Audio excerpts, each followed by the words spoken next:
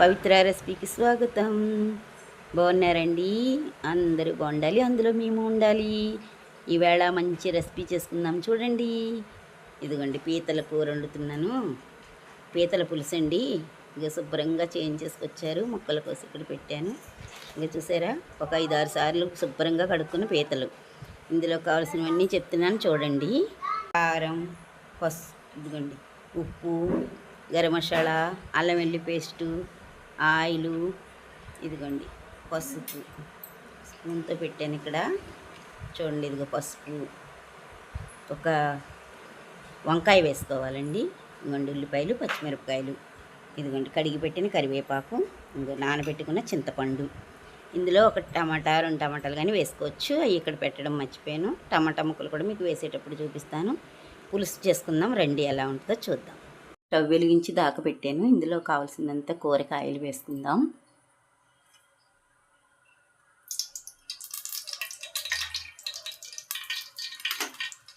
N V కూరగాయలు ఎక్కువ పడుతుంది కదండి, అంత కొంచెం ఎక్కువ వేస్తాను.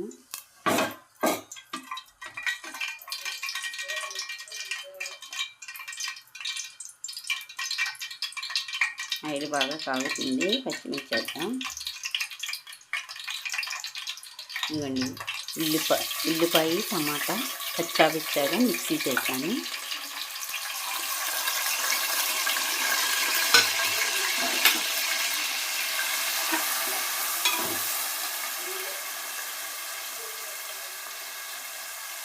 ఉల్లిపాయ టమాటా మిక్సీ చేశాను కచ్చాపిచ్చాగా. ఇది ఇందులో వేసేసాను. ఉల్లిపాయలు, పచ్చిమిరపకాయలు వేసాను. కడిగి పెట్టుకున్న కరివేపాకు వేద్దాము.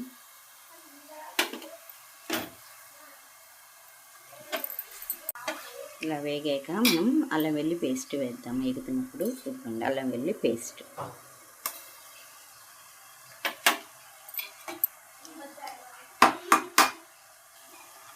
ఇలా బాగా వేగుతున్నప్పుడు అల్లం వెల్లి పేస్ట్, ఉల్లిపాయ ముక్కలు, పచ్చిమిరపకాయ ముక్కలు అన్నీ బాగా వేగాలండి.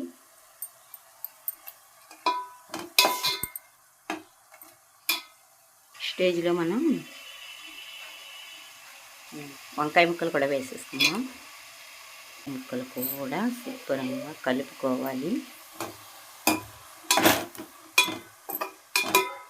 ఇలా కలుపుకున్నప్పుడు ఈ శుభ్రంగా కడిగి పెట్టి ఉంచుకున్న పీతలు వేసేయాలి.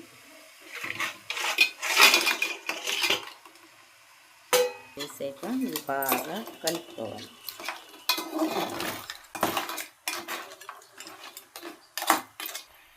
ఒక్కసారి మూత పెట్టుకుందాం కొంచెం మగ్గేదాకా.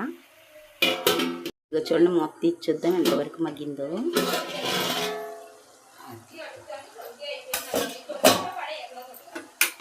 చూడండి, ఇది బాగా మగ్గిపోతున్నాయి. అయితే చూసారా, బాగా మగ్గినాయి. వంకాయ ముక్క అది బాగా మగ్గిపోయింది కదా. ఇప్పుడు మనం ఇందులో పసుపు వేద్దాం. పసుపు వేసిన తర్వాత ఉప్పు వేసేద్దాం. ఉప్పు వేసి బాగా కలిపిన తర్వాత గరం మసాలా వేద్దాము.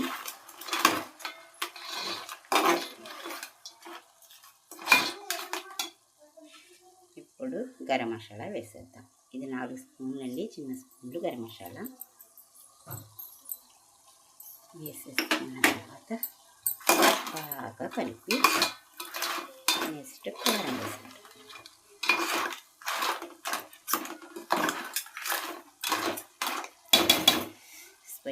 స్పైసీ పీతల పులుసు. ఇది సరిపడే కారం. ఇది ఒక 5 స్పూన్లు అండి, చిన్న స్పూన్తో 5 స్పూన్లు కారం. ఇప్పుడు బాగా కలుపుకొని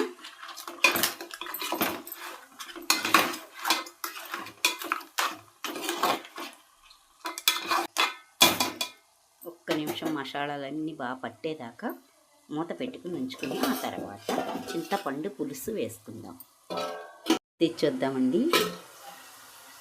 అదిగోండి చూడండి, మొత్తం చక్కగా మసాలాలు పట్టినవి, శుభ్రంగా పట్టేసి వీటికి మసాలాలు, కారం ఇవన్నీ. ఇప్పుడు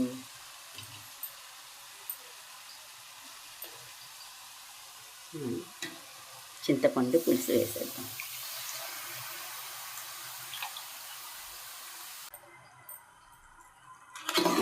చక్కగా కలుపుకుని బాగా కలుపుకోవాలండి. ఇలాగా చక్కగా చింతపండు పులుసు వేస్తున్నాం కదా, కొద్దిగా వాటర్ కూడా వేసుకుందాము.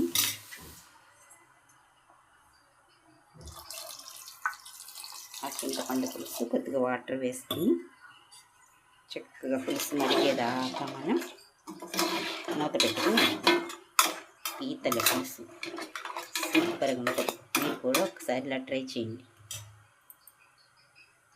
శుభ్రంగా మరిగిపోయాక దింపాక గిన్నెలోకి తీసి మీకు చూపిస్తాను. మూత పెట్టేద్దాం. ఇదిగో చూడండి, పీతల పులుసు అయిపోయింది, దించేసాను. చూడండి ఎంత బాగుందో. ఇదిగో చూసారా, సూపర్గా ఉంటుందండి పీతల పులుసు. ఒక్కసారి ఇలా ట్రై చేయండి, బాగుంటుంది. పీతల పులుసు మీకు ఎంతమందికి ఇష్టమో నాకు కామెంట్లో తెలపండి. సరేనండి, టేస్ట్ చేయండి ఎలా ఉంటుందో ఇలా చేసుకుని. అలాగే పవిత్ర రెసిపీ చూసిన వాళ్ళు లైక్ చేయండి, షేర్ చేయండి, కామెంట్ తెలపండి. సరేనండి, నెక్స్ట్ వీడియోలో మళ్ళీ కలుద్దాం. మీరు కూడా ఇలాగే చక్కగా పీతల పులుసు చేసుకుని టేస్ట్ చేయండి. ఓకేనా? బాయ్.